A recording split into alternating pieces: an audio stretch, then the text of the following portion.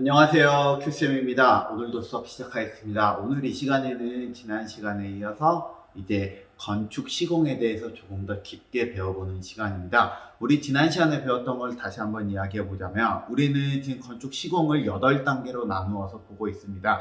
그 8단계 중에 지난 시간에 배웠던 거는 전반부 3단계를 배웠어요. 첫 번째로는 착공 준비, 두 번째로는 가설공사, 세 번째로는 토공사에 대해서 배운 거예요.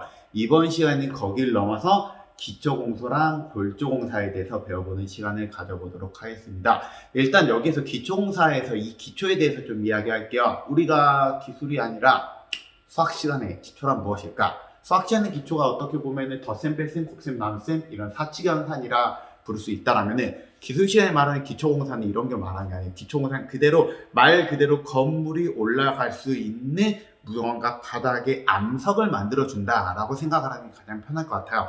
그래서 바닥에다 아주 커다란 돌덩어리를 넣어서 그 돌 위에 건물이 올라갈 수 있도록 해줘야 되는 거예요. 물론 이 커다란 돌덩어리를 얹기 전에 바닥을 파주는 토공사가 먼저 있어야지만 그 위에다가 돌덩어리를 만들어줄 수 있는데요. 그래서 우리가 이 돌을 우리는 기초라 부르고요. 이 돌을 우리가 자세히 본다면 돌은 이런 형태로 보통 모습이 보인답니다. 돌의 모습을 본다면 일단 먼저 평평한 돌이 있고요. 그 평평한 돌 아래에 있는 부분이 있답니다. 이 평평한 돌과 그 아래에 있는 부분은 무엇 때문에 생긴 거냐면은 우리가 동일한 면적이라고 할지라도 건물이 높게 올라갈 수도 있고 낮게 올라갈 수도 있잖아요. 쉽게 말하면은 아파트, 동일한 면적의 아파트에 한 동을 짓는 거랑 그다음에 거기에다가 주택 하나를 짓는 거랑 건물의 무게가 다르잖아요. 그럼 건물의 무게가 다르다면은 이 기초가 받는 하중이 다를 거고, 그렇다면 이 하중에 받는 이 아래쪽 부분은 뭔가 달라야 되지 않을까에 대해서 고민을 한 거죠. 그래서 우리가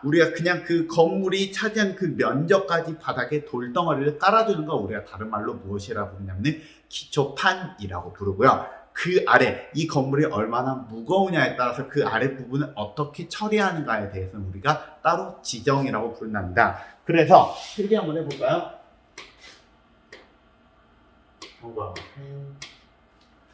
자, 기초공사라 부르는 거는 기초의 구성은 두 가지로 되어 있습니다. 첫 번째 기초판이라 부르는 거랑 두 번째로는 지정이라는 걸로 되어 있고요. 여기 있는 그림으로 보면은 여기 위에 있는 부분은 우리는 기초판이라 불러줄 수 있어요. 그 다음에 아래에 있는 부분은 우리가 지정이라 부를 수 있답니다. 그래서 한번 생각을 해볼까요? 여러분들이 만약에 건물을 짓고 싶은데 개인 주택을 짓고 싶어요. 그러면은 이 기초판 부분은 그대로 있다 치는데 이 지정이라고 말하는 부분을 열심히 건물이 무너지지 않게 단단하게 만들어야 될까요? 조금은 대충이라 말하면 그렇긴 하지만 어느 정도만 기반을 다지면 될까요? 아파트랑 비교해 봤을 때 당연히 건물이 가볍다면 바닥을 가볍게 만들어도 될 거예요. 그래서 우리가 건물이 가벼운 경우에는 이렇게 조금만 기초판을 처리해주고요. 지정을 이 정도만 해준다는 거야. 그 다음에 건물이 무거운 경우에는 이렇게 커다랗게 보통 처리를 해주던 편이랍니다. 조금 더 다른 그림으로 보자면은 일단 위에 있는 거 기초판에 대해서 좀 이야기해 드릴게요. 기초판은 모양이 대략 이렇게 한 4가지가 있는데 말이 4가지지 실제로는 기초판은 건물이 어떤 모양이냐에 따라서 그 건물의 아래쪽의 모습은 그거에 맞춰서 다 만들어져 있는 편이에요. 하지만 건물이 어떤 구조로 만들어져 있느냐에 따라서 이런 걸 선호하기도 하고 이런 걸 선호하기도 하고 이런 거나 이런 걸 선호하기도 해요.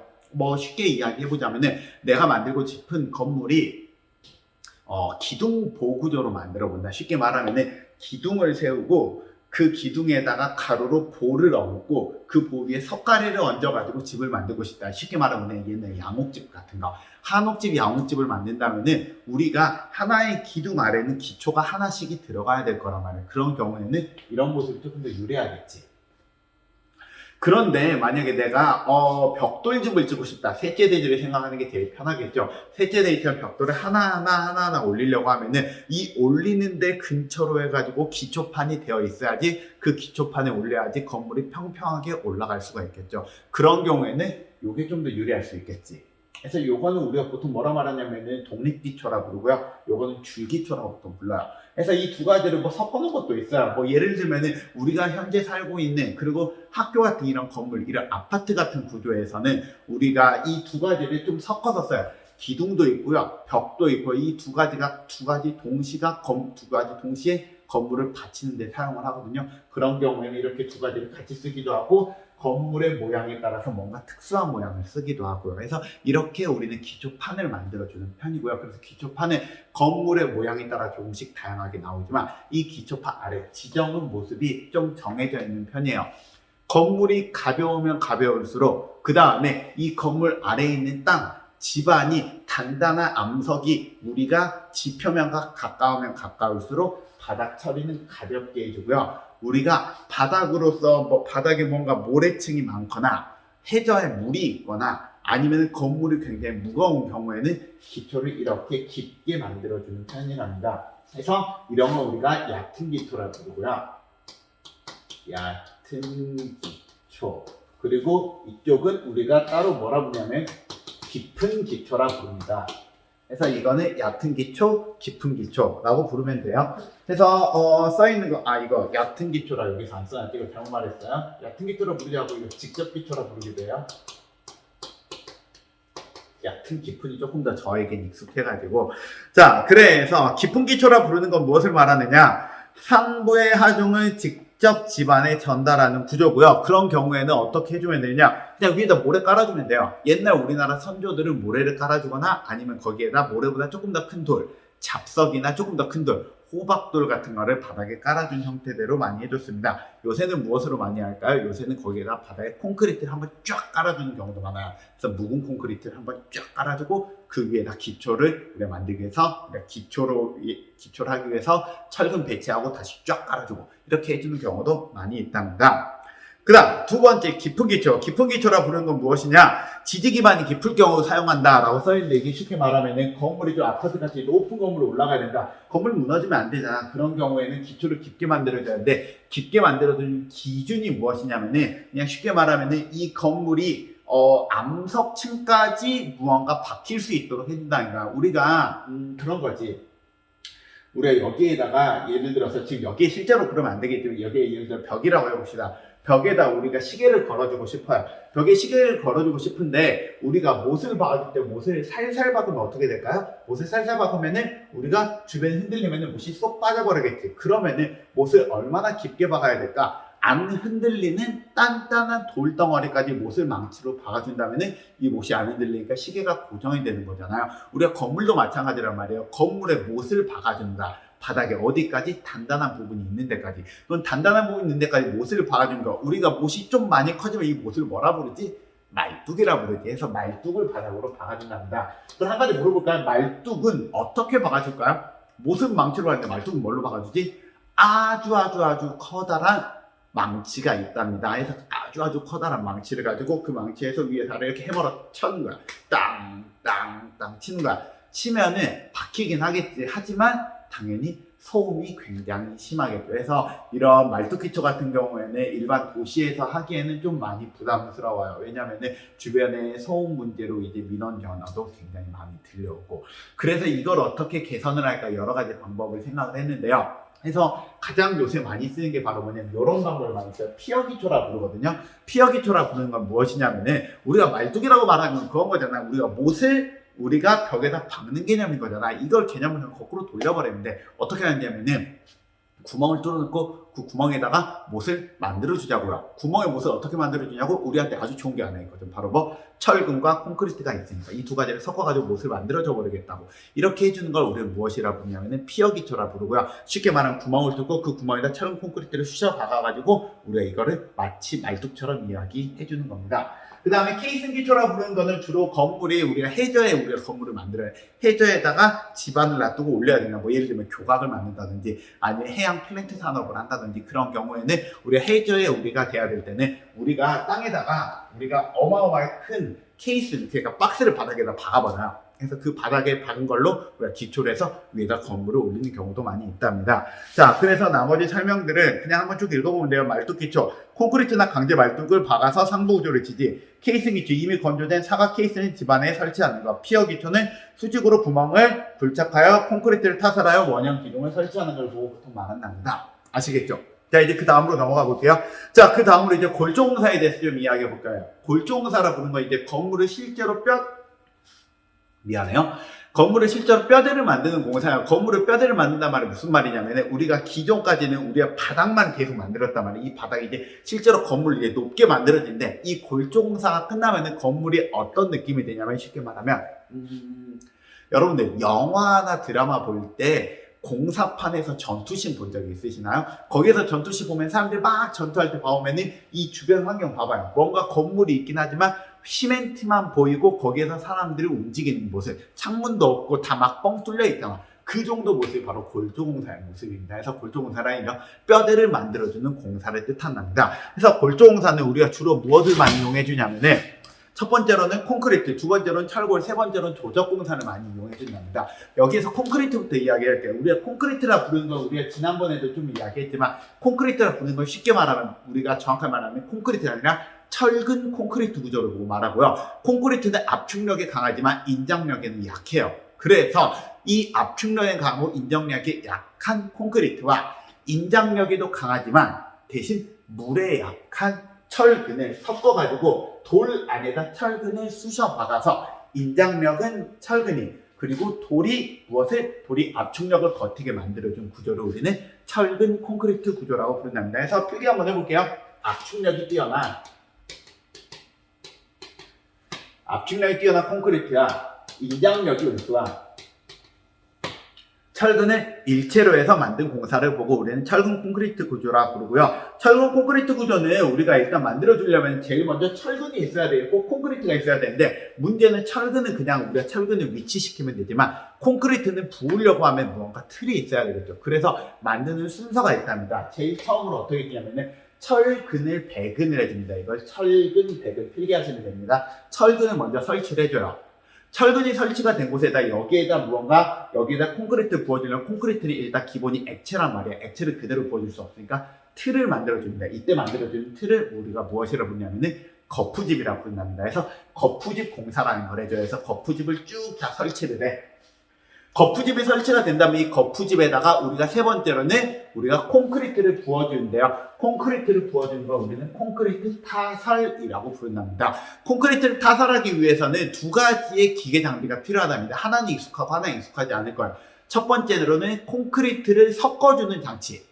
콘크리트를 섞어주는 장치 우리가 무엇이라고 부르냐면 레미콘이라고 부르는 장치예요. 그래서 시멘트하고 물이랑 자갈이랑 모래를 대굴대굴 굴려가지고 우리가 섞어주는 장치를 우리가 하나를 놔두고요. 얘만 가지고 우리가 건물을 만들어줄 수가 없단 말이야. 그래서 얘가 건물을 만들어주기 위해서는 콘크리트를 뽑아준 것에 콘크리트를 우리가 쏟아내주는 장치가 하나 더 필요하거든요. 그 장치가 바로 얘예요. 이거 펌프카라 부르거든요. 그래서 이 펌프카라는 장치가 콘크리트를 꿀떡꿀떡 먹어가지고 이렇게 뿜어주는 거예요.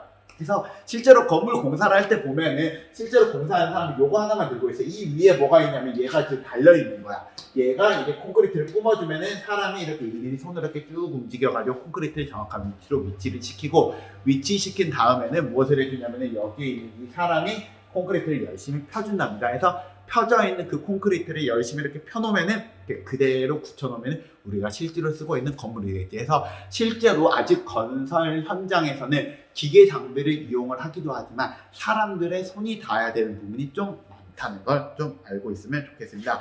그래서 시공 순서는 방금 전에 말한 거 그대로입니다. 철근백은 거푸집 설치, 콘크리트 타설 손으로 이루어지고요. 철근배근이라 부르는 거는 철근 그럼 어디다 배근을 해야 되느냐? 아까 말했죠? 인장력이 작용하는 곳에다 철근을 배치해야 되고요. 거푸집이란 무엇을 말하느냐? 콘크리트 구조물의 일정한 형태나 크기를 만들기 위해서 굳지 않는 콘크리트를 부어서 원하는 강도에 도달할 때까지 양생 및 지지 않은 가설 구조물을 말하고요. 콘크리트는 실제로 우리가 부어놓으면 제일 처음에 액체니까 강도가 0이거든. 얘가 보통 일주일 정도가 지나면은 원래 강도의 한 70% 정도의 강도가 나오고요. 실제로는 끝까지 다 굳으려면 한 30일 정도가 필요하답니다. 그 정도는 굳어야지 우리가 그 위에다 무언가 사람이 올라가도 괜찮지만 뭐 대략 7일 정도 굳으면은 여러분들이 올라가도 발자국을 남지 않는답니다. 자, 이제 그 다음 철골공사에 대해서 좀 이야기해 볼까요? 철골공사라 부르는 거는 철을 가지고 우리가 공사를 해보겠다고. 이때 철이라고 말하는 게 철은 우리가 보통 두 가지 말을 쓰거든요. 철근과 철골. 철근은 여러분 손가락 정도로 얇은 거. 에이, 검지도 아니야. 새끼손가락 정도. 되게 얇은 철을 여러 다발을 쓰는 걸 말하고요. 철골은 여러분 팔뚝보다 커요. 여러분 거의 몸통은 좀 모반가? 여러분 다리 굵기 정도 되는 철을 우리가 사용을 해주는 거고요. 보통 철에 이렇게 모양을 우리가 띄우고 있고 이 모양에 따라서 모양이 있는 철, 우리가 실제로 쓴 철은 철이 아니라 강이라는 걸 쓴다 했잖아요. 그래서 형강이라는 걸 쓰고요. 모양에 따라서 이거는 I 모양이지. 그래서 I자 형강, H 모양 H 형강, 디귿자 모양 디귿자 형강, 니은자 모양 니은, 아니면 L자 형강 이런 식으로 형강이라는 걸 많이 쓰고요. 이런 철은 스테인리스 철을 쓰거나 아니면은 그냥 일반 철을 쓰고 싶으면은 페인트 칠 같은 걸 해가지고 녹쓰는 걸 방지해 준답니다. 그래서 페인트 칠을 해주는 경우에는 대부분 페인트 칠을 여기 보이는 것처럼 빨간색으로 많이 칠한답니다. 빨간색으로 칠하는 이유는 하나예요. 철이 녹으면 무슨 색깔이지? 빨간색이잖아요. 자, 그래서 철골공사라고 부르는 거는 우리가 철이라고 말하는 거는 철근 콘크리트 공사에다 더해져가지고 철근을 좀 더 강하게 보강을 시켜주는 방법으로 첫 번째로 사용을 하고요. 그 방법이 아니라면 두 번째 방법으로 어떻게 쓰냐면 이 철근 자체만을 가지고 우리가 건물을 만들기도 한답니다. 그래서 철근 자체만 가지고 건물을 만들면 약간 무엇과 비슷하면 나무를 가지고 집을 만든 거랑 되게 비슷해요. 나무를 가지고 뼈대를 만들어서 그 위에다가 지붕을 얹고 벽을 가짜 벽을 만들어주는 거나 아니면 그 기둥을 우리가 철로 만든 거나 되게 비슷한 느낌으로 만들어줄 수가 있고요. 그래서 철로 건물을 만든 경우에는 약간 이런 느낌이 나겠죠. 자, 그래서 우리가 철골공사 같은 경우에 주로 철골, 철근 콘크리트 구조에서 강도를 더하기 위해서 건물의 주요 부분을 철골로 설치하는 경우가 훨씬 더 많고요. 우리가 이때는 우리가 철 자체를 스테인리스를 쓰거나 스테인리스 철을 쓰지 않기 위해서는 내화 도장이라는 걸 해준답니다. 내화 도장이라 부르는 거 뭐냐면 철이 가장 위험한 게 뭐냐면 철은 불에 약해요. 두 번째, 물에 약해요. 물, 불에 둘 다 약하단 말이에요. 그래서 불과 물을 둘 다 강하게 해주기 위해서 우리가 물은 막아줄 수도 있고 불 때문에 열이 우리가 많이 올라가는 걸 막을 수 있는 내화 도장이라는 거, 페인트를 칠해줘가지고 우리가 철이 녹쓰는 것 그리고 철이 불타는 걸 방지해 준답니다. 정확한 말은 불타는 게 아니라 녹는 거겠죠. 자, 그래서 외부에 드러나는 부분을 녹슬지 않고 화재 시 철골의 온도 상승을 방지하도록 내화 재료로 도장 작업을 해주는 건 내화 도장이라 부른답니다. 자, 이제 마지막으로 조적공사에 대해서 이야기해 봅시다. 조적공사, 벽돌. 우리가 벽돌이라고 부르는 거는 이렇게 생겼잖아요. 우리가 흔히 쓰고 있는 벽돌, 혹시 그거 아시나요? 우리가 쓰고 있는 벽돌 보통 두 가지 색깔 쓰는 거.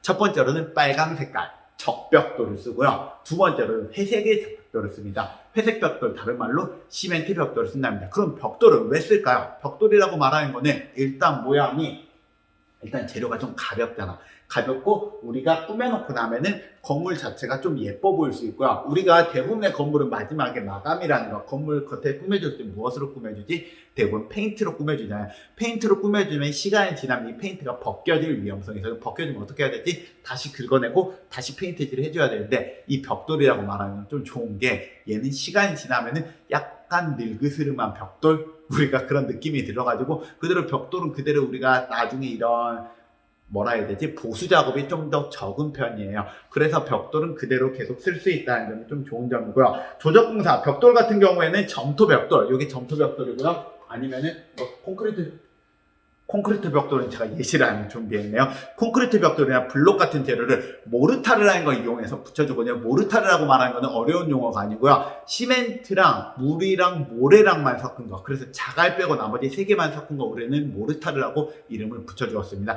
이 모르타르를 가지고 우리가 부착시켜주는 공사를 말하고요. 옛날에는 이걸 가지고 건물을 실제로 만드는 경우도 많았지만 요새는 이걸 가지고 건물을 만드는 경우는 극히 드물고요. 요새는 이걸 가지고 꾸며준 용도로 씁니다. 무슨 말이냐면 이걸 가지고 건물의 하중을 버티는 게 아니라 겉에 이렇게 싸줘가지고 실제로는 아는 콘크리트 구조지만 바깥쪽이 벽돌로 되어 있으면 사람들이 바깥밖에 못 보잖아요. 그러니까 아 이거 벽돌 집이구나 라고 느껴질 수 있도록 이걸 치장이라 부르거든요. 그래서 치장 공사용으로 쓰거나 아니면 내부를 조금 더 예쁘게 꾸밀 때 많이 쓴답니다. 이렇게 건물 내부 이렇게 만들어주기도 해요. 이거 우리가 파벽돌이라 부르는데 이렇게 많이 꾸며준 거 인테리어 스타일 중에 우리가 이거 보통 인더스트리얼 스타일이라 많이 부르거든. 그래서 약간 공장지대 느낌이 나가지고 어떻게 보면 약간 러프하게 약간 거칠게 해서 건물이 좀 멋있어 보이게 만들어줄 때 이런 인테리어 방법을 쓰기도 한답니다. 인테리어에 대해서 궁금하시면 나중에 더 알아보시기 바랍니다. 자, 오늘 배웠던 내용 좀 정리해 보겠습니다. 오늘 배운 거는 기초공사랑 골조공사에 대해서 배웠습니다.